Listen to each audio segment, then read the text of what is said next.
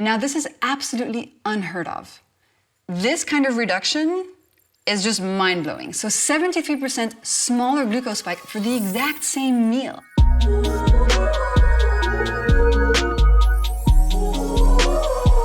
Hello angels, and welcome to the Glucose Goddess Show. I'm Jessie Introspé. I'm a biochemist and I'm obsessed with helping you feel better. I want you to understand your body in and out so that you can reclaim your health and live the life that you want to live. So today, we are going to be discussing a very, very simple hack that doesn't cost you anything, isn't restrictive, isn't difficult. You can start doing it today and it can completely transform your health. So let's do it.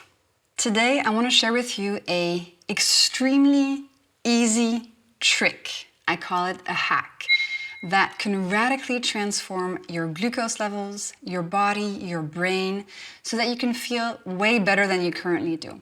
Now, we all know that food is important for our health, but sometimes we can get a bit confused about what we should and should not eat, and we get all these marketing messages and all these different opinions, and it can get quite confusing. So I'm here to share with you something that is scientifically backed, that takes no money, no effort, no restriction, and that's going to really help you get on the path to better health. And this hack is called eating your food in the right order. And eating your food in the right order is the closest thing to a magic pill that I've ever found. I know we're always all looking for the one simple, easy, effortless thing that's going to transform our body and mind. And we love thinking that there's a silver bullet out there that's going to help us. In most cases, that doesn't actually exist, but with the food order hack, you can really start to get there. So before we get into it, I just want to remind you that most of us, whether or not we have diabetes, most of us are experiencing glucose spikes on a daily basis. And a glucose spike is simply when your blood sugar concentration increases really quickly after you eat a meal. Now, small spikes are totally normal and nothing to fear, but most of us actually have pretty big spikes on a daily basis. And these spikes lead to cravings, fatigue, needing a lot of coffee to get through the day, skin issues, hormonal issues, sleep issues, feeling sluggish, having brain fog, and then long-term glucose spikes lead to the development of diseases like type 2 diabetes. So essentially, flattening your glucose levels and avoiding these glucose spikes is the number one place to start in order to get your health back. So let's get to the hack. There's a study that was done in 2015, and this study changed the game in terms of food order. Up until then, and you might have learned this in school, we all used to believe that after we eat, all of our food becomes this big sort of soupy, smoothie mess in our stomach, and that it all gets mixed together. Well, this 2015 study showed otherwise. So the study was called Food Order Has a Significant Impact on Postprandial Glucose and Insulin Levels. And the main author was Alpana Shulka, and it was published in Diabetes Care. So in this study, what they did is that they took people who had type 2 diabetes and they put these people into two groups. Both groups would eat the exact same meal, okay, for the whole time of the study. The same calories, the same composition, it was the same meal. But one of the groups was instructed to eat the ingredients, the elements of that meal in a specific order, okay? And both groups had their glucose levels continuously monitored to see the impact. And the meal was as follows. So the meal contained vegetables. In this study, they used lettuce and tomato salad with vinaigrette and steamed broccoli with butter, very specific. Then they also had protein in the meal. In this case, it was chicken breast. And the meal also contained carbs, bread and orange juice. So again, both groups ate the exact same meal, but one of the groups ate first the vegetables. So they started with the tomato salad and the broccoli, then the chicken, and then the bread and orange juice, while the other group just ate things however they wanted. What they found was absolutely revolutionary. They found that in the group that ate their meal in that specific order, the glucose spike of the meal was reduced by 73%. 73% less impact from that meal on the participants' glucose levels. Now, this is absolutely unheard of. This kind of reduction is just mind-blowing. So 73% smaller glucose spike for the exact same meal. So as a human, they were just eating that exact same meal, enjoying it, but their body had a much different experience. In the group that ate veggies, then proteins and fats, then the carbs, there was much less inflammation, much less insulin release, much less glycation, much less impact on their mood, their hunger, their skin, their hormones, and their long-term health. Okay? This was truly mind-boggling.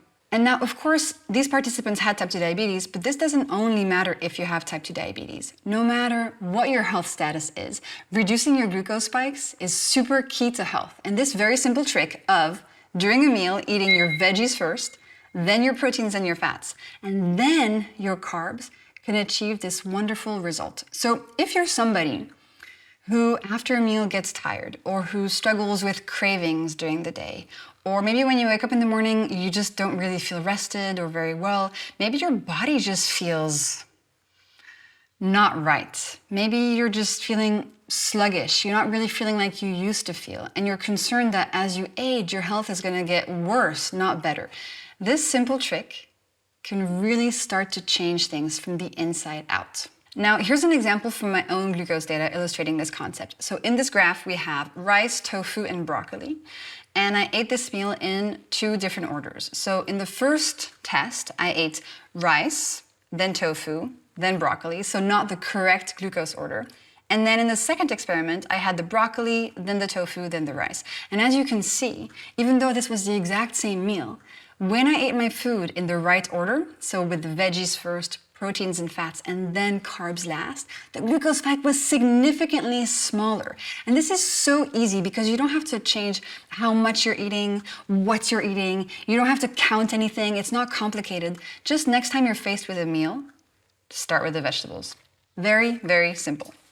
Now, if protein, fat, and fiber feel like words that are not very clear to you, I want to get into some detail and explain to you exactly what they are so that you can look at your next meal and understand precisely and quickly which element is which so that you can eat them in the right order. So here I'm reading from my food classification master list, and you can get this list. I'm putting a link in the description of this episode.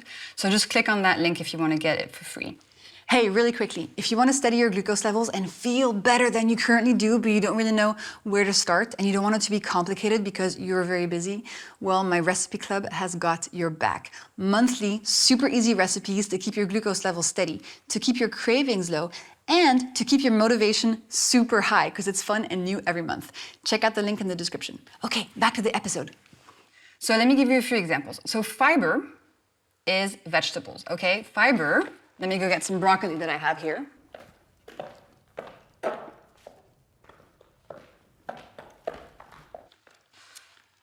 Fiber is basically vegetables. So fiber is a structural molecule that helps these vegetables stay sturdy and stay up. Okay, if you pulverize the fiber in this cauliflower that I'm holding, it's basically the same as making a cauliflower smoothie. So a cauliflower smoothie has no structure, it's liquid, you could pour it into a glass. Well, the intact fiber in a cauliflower like this one is what is keeping it upright. Same thing with the broccoli I have here, same thing with basically every single vegetable under the sun. And yes, that also includes tomatoes, because I know tomatoes are a bit contentious because technically they're a fruit, but I put them in the vegetable category for the purposes of our glucose levels. Don't be mad at me. So let me read you a few of the veggies that are highest in fiber that you can use at the beginning of your meals when you're eating your food in the right order.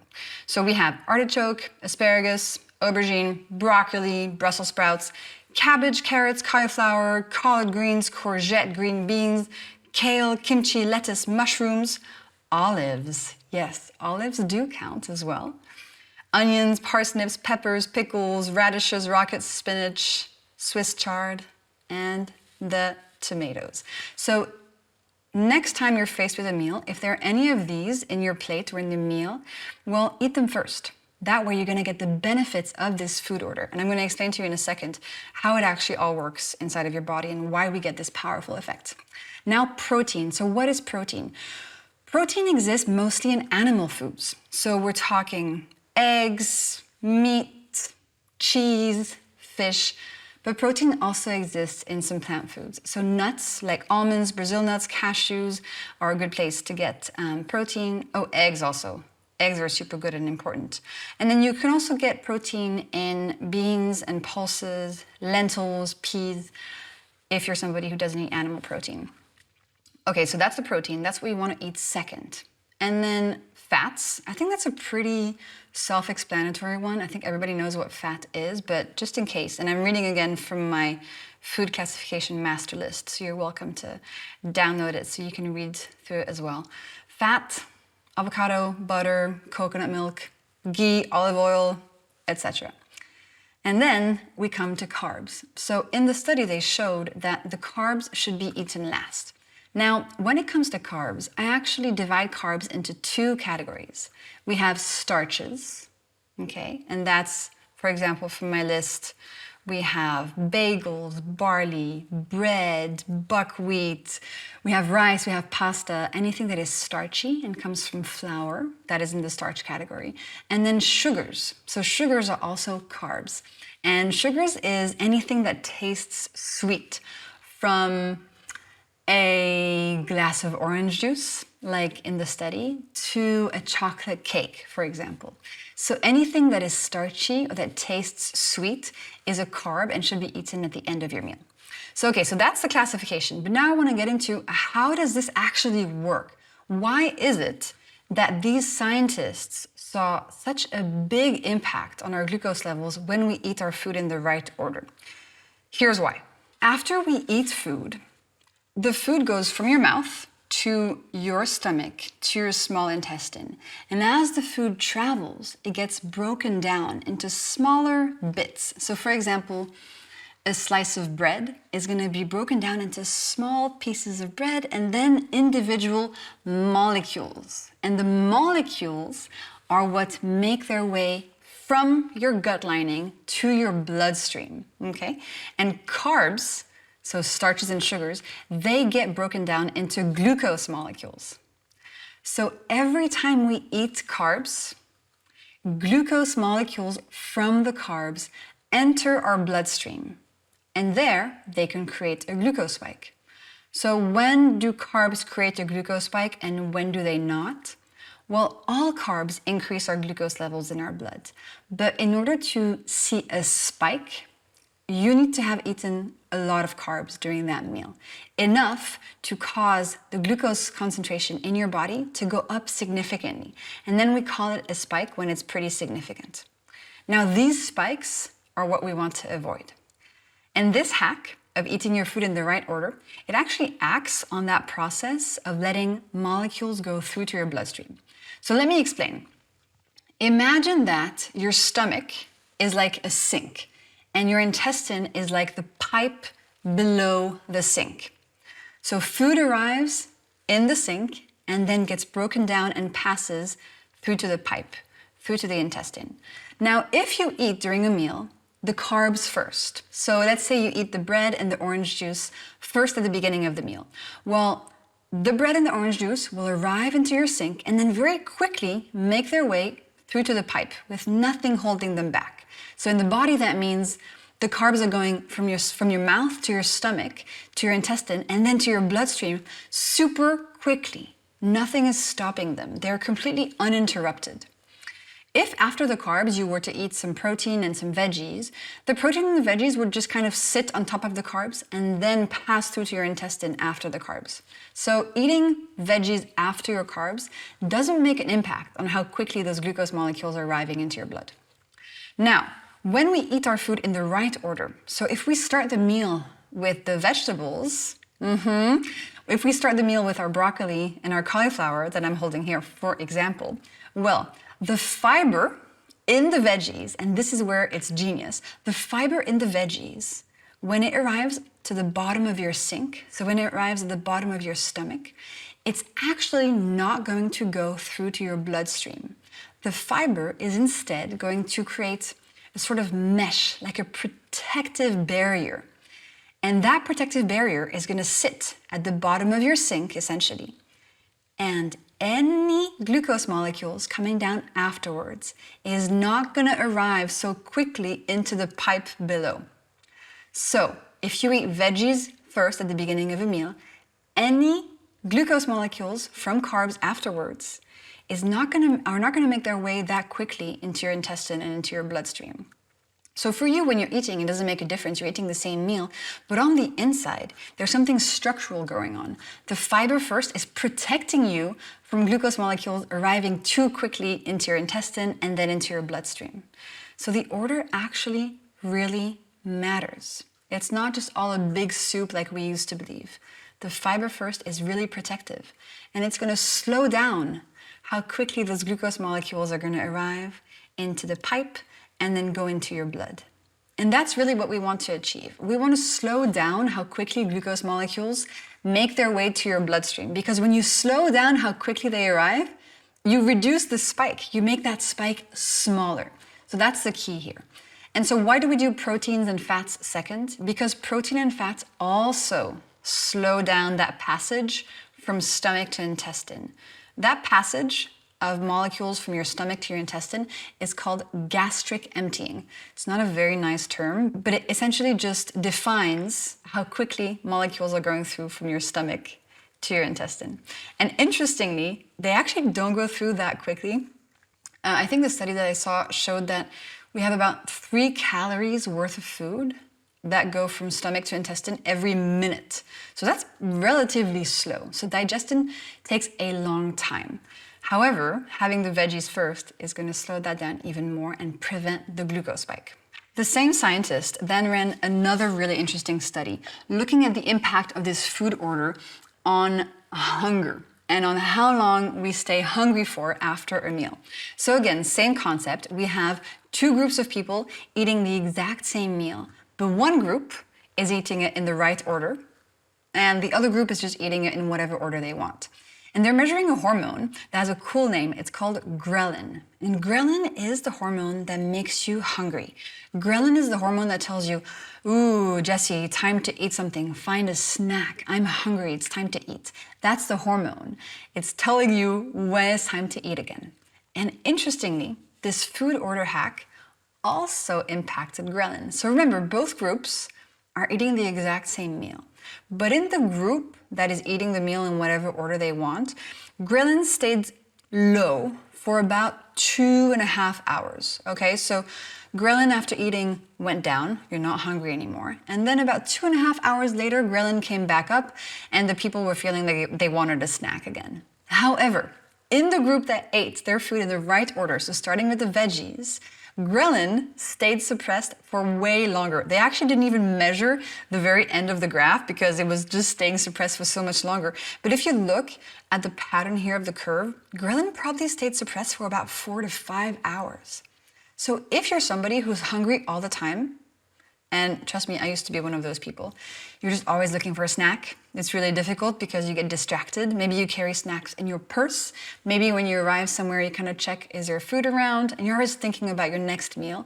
Well, your ghrelin is probably not staying low for very long after you're eating. So this hack can help that hormone stay lower for longer so that you can stay fuller for longer. And what does that mean, staying fuller for longer? Why do we care? Because that means you can go about your life and you can think about projects you want to do. You can do things that you need to do and haven't done in a long time. You can take time for yourself, not always thinking about food. So a very nice outcome of eating your food in the right order. This study was then followed up by another very interesting study from 2016. And in this study, they looked at the impact of this method of food order eating on the long term. So they asked people with type 2 diabetes for 8 weeks, to either eat their food in the correct order or just eat their food in whatever order they wanted. The results were fascinating, absolutely fascinating. What they found is that after the 8 weeks, both groups of people with type 2 diabetes had lost about the same amount of weight. So about, I think it was 2 kilos. But only the group who ate their food in the right order also saw the beginning of the remission of their type 2 diabetes.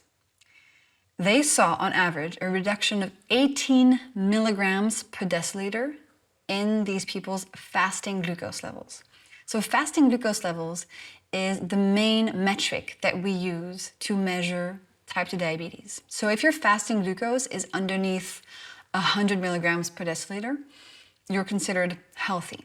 If it's between 100 and 120, you're considered pre-diabetic. And if it's above 120, you're considered to have type 2 diabetes.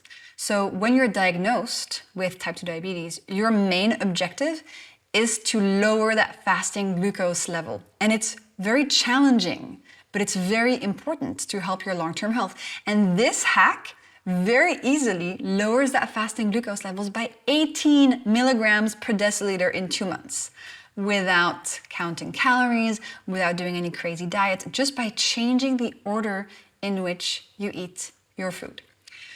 And this kind of study makes me so happy because I find that often when people get diagnosed with diabetes, they feel like they have two options, either medication or never eating anything they like ever again in their life. And honestly, it's a horrible situation to be in. It's really not fun. But just by changing the order of our food, we can already see a big reduction. And that makes me so happy because food is medicine. There is power. We can do simple things that are going to help us so much in situations where we feel stuck and we feel powerless. So 18 milligrams per deciliter reduction in fasting glucose levels in just 8 weeks, that's huge. That could take somebody from 120 fasting glucose, so with type 2 diabetes, to 102, which means not even very much pre-diabetic anymore, almost healthy and normal. Anyway, I love this one. All this work was then followed up by a 2018 study done in people without diabetes. And this one is from Kimiko Nishino et al.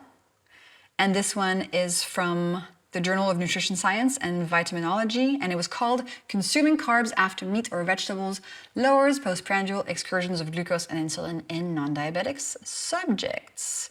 So the importance of food order also applies in people who do not have diabetes. This can help them prevent diabetes, which is super important because it's a massive global epidemic, but also just feel better, have steadier energy, fewer cravings for chocolate and cookies all the time, better sleep, better skin, better hormones, and just having a bit more, pep in your step. So whether you have type 2 diabetes or you don't, this food order is an incredibly simple place to start. And it's very powerful.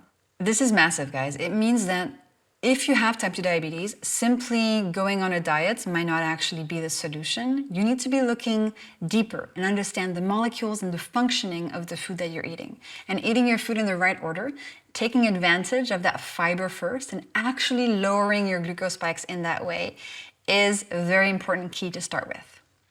And when I meet you guys or when I meet people, one of the most common questions that I get is type 2 diabetes genetic?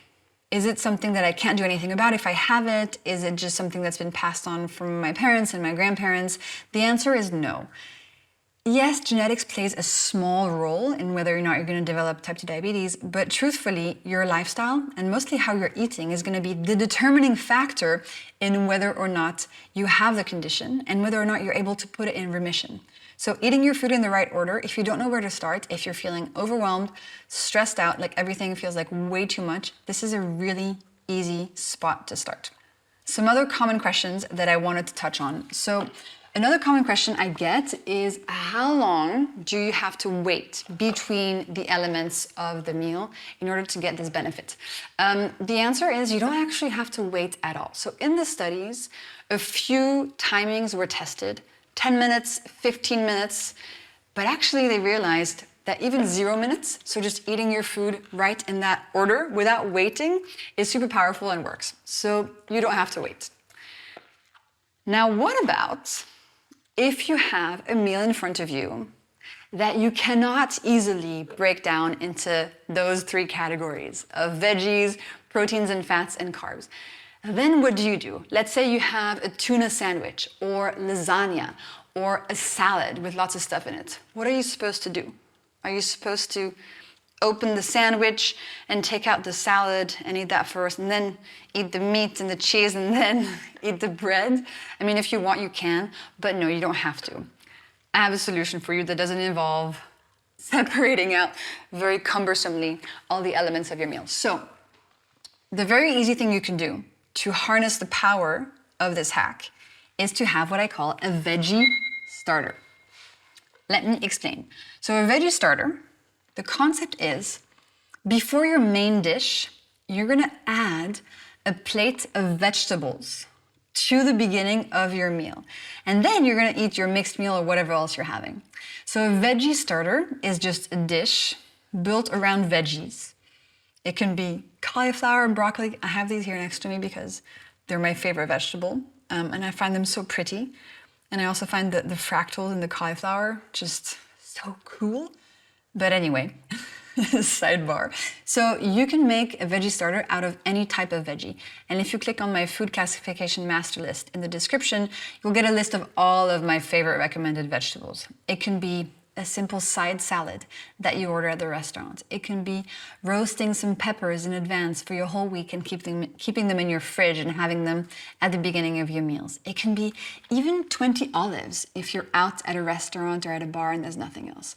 So you can compose your veggie starter really however best you like it. It doesn't have to be complicated. It can take you 5 minutes. And as a result, whatever you're going to be eating during the rest of the meal is going to have less impact on your glucose levels. And you will feel so different. Ghrelin will go down, inflammation will go down.